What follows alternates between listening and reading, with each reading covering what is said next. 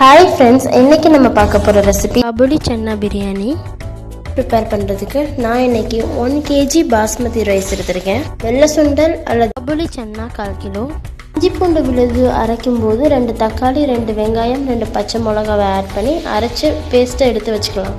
அது இல்லாம 2 வெங்காயம், 2 பச்சை மிளகாய், கருவேப்பிலை கொஞ்சம் எடுத்துக்கலாம். தேவையான மசாலா: மஞ்சள் தூள் 1/2 ஸ்பூன், 2 ஸ்பூன் சிவப்பு மிளகாய் தூள், மல்லித்தூள், கரம் மசாலா, அப்புறம் மிக்ஸ் மசாலா, புதினா, கொத்தமல்லி இலை தேவையான அளவு, உப்பும் தேவைக்கேற்ப, தேவையான அளவு ஆயில் இல்லைன்னா கீ.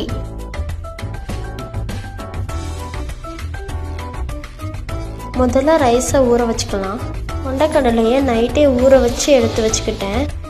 குக்கரில் இதை வேக வச்சோம்னா சீக்கிரமே வேலை முடிஞ்சிடும்.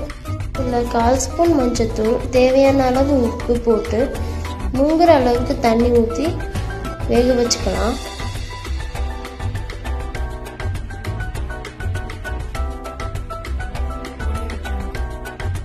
ஸ்டவ் ஆன் பண்ணி அடுப்பில் ஏற்றி வச்சுக்கலாம். 5 விசில் அடிக்கணும். 5 விசில் அடிக்கிற வரைக்கும் வெயிட் பண்ணுவோம்.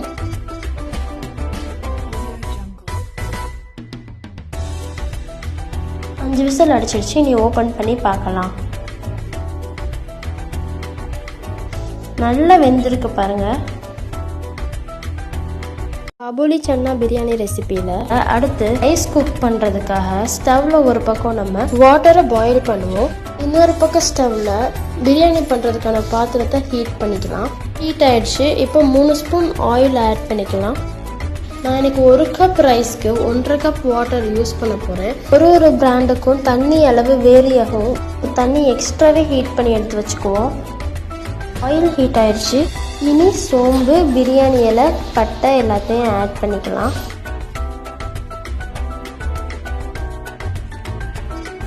ஸ்பைசினஸ்க்கு ஏற்றாப்புல நம்ம இதில் பச்சை மிளகாய் ஆட் பண்ணிக்கலாம். நான் இன்னைக்கு 2 பச்சை மிளகாய் ஆட் பண்ணியிருக்கேன். கருவேப்பிலை, சாப் பண்ணி வச்சிருந்த வெங்காயம்,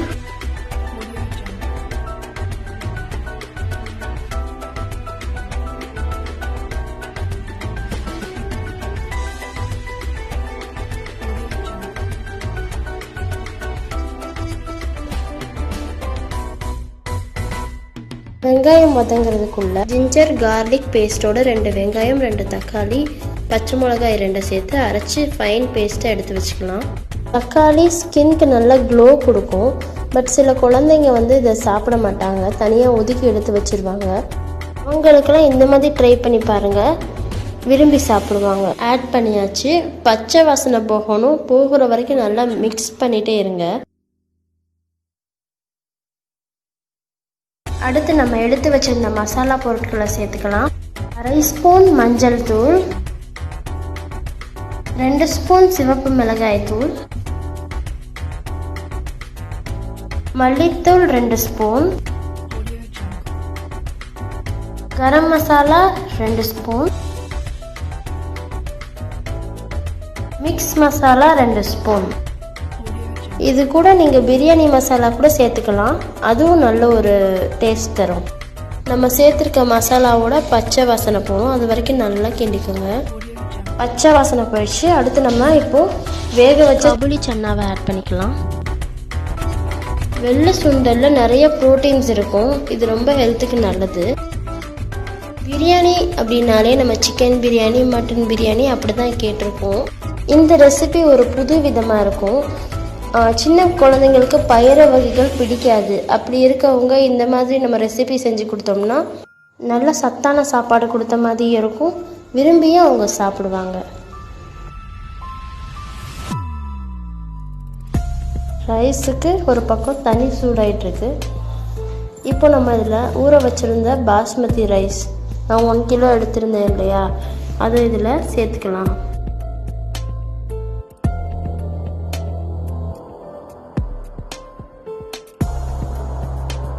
அரிசி சேர்த்த உடனே அதை நல்லா கிளறி விட்டுக்கோங்க. அப்போ தான் மசாலாவோட அரிசி சேரும்.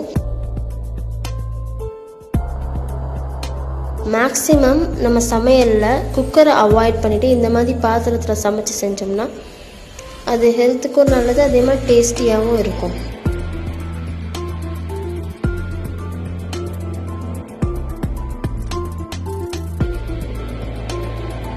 நார்மல் வாட்டருக்கு பதிலாக நம்ம சுடுதண்ணி பாயில்டு வாட்டர் ஆட் பண்ணோம் அப்படின்னா சீக்கிரமாக அரிசி வெந்துடும். அதே மாதிரி நம்ம குக்கிங் டைமும் ரெடியூஸ் ஆகும்.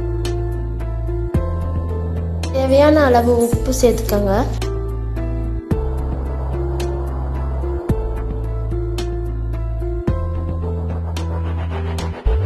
இந்த பிரியாணி ரெசிபி குக்கிங் டைம் வெறும் 20 to 30 minutes தாங்க ஆகும். ஈஸியாக ரெடி ஆயிரும். நீங்களும் உங்கள் வீட்டை இதை ட்ரை பண்ணி பாருங்கள். இன்ஸ்டண்ட்டாக ரெடி பண்ணலாம், டக்குன்னு ரெடி பண்ணலாம். அடுத்து எடுத்து வச்சிருந்த கொத்தமல்லி இலை புதினா இலையும் சேர்த்துக்கலாம்.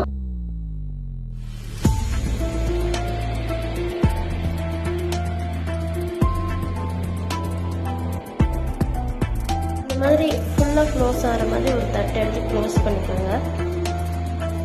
கொதி வந்துருச்சு பாருங்க. இன்னும் கொஞ்சம் நேரம் வேகணும். அரிசி வேகிறதுக்கு தண்ணி சூடு பண்ணும்போது நான் எக்ஸ்ட்ராவே தண்ணி வச்சு சூடு பண்ணேன். ஏன்னா அது இப்போது ரைஸ் வேகலை இன்னும் அப்படின்னா தண்ணி ஊற்றி இன்னும் வேக வச்சுக்கலாம். பாஸ்மதி ரைஸ் ஒரு பிராண்டுக்கும் வேரி ஆகும். அதனால நம்ம எக்ஸ்ட்ராவே தண்ணி ஊற்றி சூடு பண்ணி வச்சுப்போம். 15 minutes ஆயிடுச்சுங்க. பிரியாணி ரெடி ஆயிடுச்சு. பிளேட் வச்சு மூடிக்கோங்க. அப்புறம் உங்கள்கிட்ட அடுப்பு கறி இருந்துச்சுன்னா அந்த பிளேட் மேலே அடுப்பு கறி வச்சிங்கன்னா தம் பிரியாணி ரெடி ஆயிரும். காபூலி சன்னா பிரியாணி ரெடி ஃப்ரெண்ட்ஸ். நீங்களும் இதை உங்கள் வீட்டில் ட்ரை பண்ணுங்கள். தம் ப்ராசஸ் பண்ணுறதுனால ரைஸ் எவ்வளோ பொழு பொழுன்னு உடையாமல் வந்திருக்கு பாருங்கள். இது வரைக்கும் பொறுமையாக என் வாய்ஸை கேட்டு இந்த வீடியோ பார்த்தவங்களுக்கு ரொம்ப தேங்க்ஸ். நீங்களும் இதை ட்ரை பண்ணிவிட்டு மறக்காமல் எனக்கு கமெண்ட்ஸில் சொல்லுங்கள் ஃப்ரெண்ட்ஸ். சப்ஸ்கிரைப் பண்ணாமல் வீடியோ பார்க்குற ஃப்ரெண்ட்ஸ் சப்ஸ்கிரைப் பண்ணுங்கள். அடுத்த ரெசிபியில் உங்களை சந்திக்கிறேன். பாய்.